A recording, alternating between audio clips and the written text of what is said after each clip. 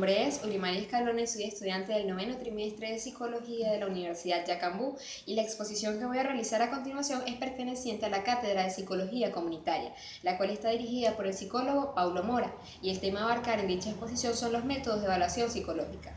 Entre los métodos de evaluación psicológica más comunes están las entrevistas, la observación y los test. Pero comencemos definiendo primero lo que es un método de evaluación psicológica.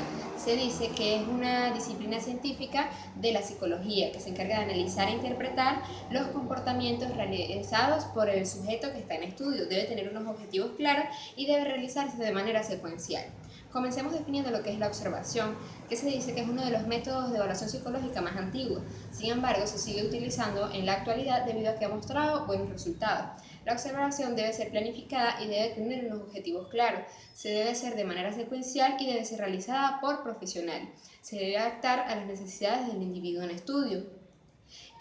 La observación lleva unos pasos o unos requisitos. Debe ser clara, precisa, concisa, con objetivos determinados, entre otros factores importantes. También tenemos lo que es el registro de datos. ¿En qué basa el registro de datos? En todos los comportamientos que se van a observar. El sujeto se puede estudiar o observar en un ambiente natural o en un ambiente artificial. Un ambiente natural quiere decir su vida cotidiana, y un ambiente artificial es el que es preparado previamente por el psicólogo para estudiar al sujeto dentro del mismo. Se estudia todo aquello que pueda ser observado, como las conductas verbales, no verbales y las extralingüísticas. Sabemos que no solamente las palabras nos expresan las cosas, sino también los gestos que pueda tener una persona, las señas que pueda hacer, los movimientos corporales que el mismo pueda realizar, pueden denotar tristeza, angustia, felicidad, ira, entre otros. En el caso de las conductas extralingüísticas, se estudia el movimiento de las manos y el movimiento de los pies, que puede denotar ansiedad, nerviosismo, entre otros. Y por último se encuentra la interpretación de los resultados, que es ya cuando el psicólogo, luego de observar, plasma aquel comportamiento que vio en el individuo para luego analizarlo. Existen diferentes tipos de observación. Está la observación participante, la no participante, la autoobservación. ¿Cuándo es participante? Cuando el psicólogo, que es el observador, participa junto con las personas que están siendo observadas. No participante cuando está distante, solamente observa los comportamientos de la persona sin influir en ellos. Y la autoobservación cuando se está siendo observado él mismo y observa a los demás. También puede ser observación sistematizada, no sistematizada, que eso depende de la forma en que se vaya dando el mismo proceso de la observación. También tenemos lo que es la entrevista, como lo he dicho anteriormente, que la entrevista es otro de los métodos más comunes de evaluación psicológica. ¿En qué consiste la entrevista? Son una serie de preguntas estructuradas y organizadas, y de igual forma también son sistematizadas, que se le hacen al sujeto en estudio. Es muy importante destacar que tienen que tener un objetivo y hacerse en función de lo que se quiere descubrir en el paciente. La entrevista debe ser realizada por un profesional. Las preguntas son orientadas según las necesidades psicológicas.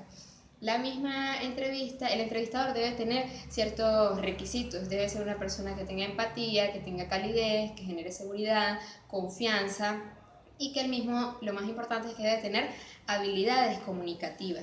Las entrevistas deben durar de 40 a 50 minutos. Está la entrevista en niños, la entrevista en adultos y las entrevistas en personas con deterioro cognitivo.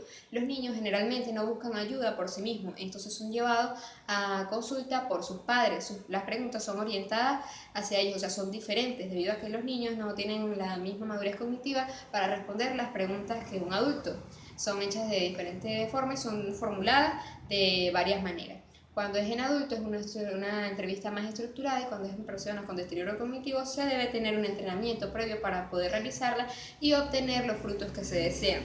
Existen diferentes funciones que tiene la entrevista. Está la función motivadora, que es donde el psicólogo da motivación, como su nombre lo dice, al paciente. Clarificadora, que es descubrir los problemas que tiene la misma persona. Y terapéutica, que es cuando ya es como un feedback entre el psicólogo y el paciente. Existen diferentes tipos de entrevistas. Están las entrevistas laborales, las entrevistas ocupacionales, las entrevistas para las escuelas o liceos, entre otros. Cada una tiene sus preguntas adaptadas en cuanto a lo que se necesita saber de la persona. Y la entrevista pasa por diferentes etapas. Está la preentrevista, la entrevista y la postentrevista. La preentrevista es cuando la persona recién llega al consultorio, se le piden sus datos y el motivo de su consulta. La entrevista como tal es cuando ya es el cuerpo de las preguntas estructuradas que le hace el psicólogo dentro de la consulta, y la post-entrevista, luego que el paciente se retira de la consulta, el psicólogo plasma los resultados que vio en la misma. Existen diferentes tipos de entrevistas, está la estructurada, la no estructurada y la libre. La estructurada es cuando se sigue el guión de preguntas tal cual como están allí. La no estructurada es cuando esas preguntas pueden variar de orden, y la libre es cuando las preguntas varían, pueden ser modificadas, entre otros. Existen, entre otros tipos que hay, está la diagnóstica, la consultiva, la terapéutica, la de intereses, entre otros. Por último, vamos a desarrollar lo que son los test.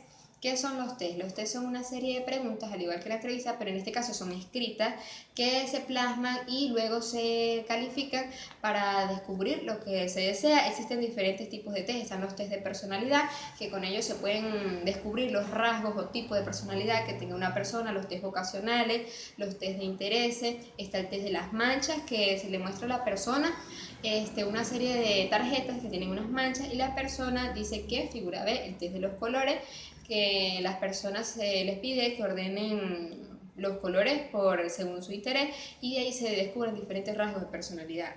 En el caso de los test son utilizados mucho en el ámbito ocupacional, y en el ámbito ocupacional, o sea, para entrar a un trabajo, se utiliza como parte de las entrevistas también, y en el ámbito laboral se utilizan mucho como los test vocacionales en el caso escolar, entre otros. Le damos gracias al psicólogo Paulo Mora por darnos la oportunidad de realizar esta exposición. Espero que hayan entendido y que les haya gustado. Muchas gracias, y me será hasta la próxima oportunidad.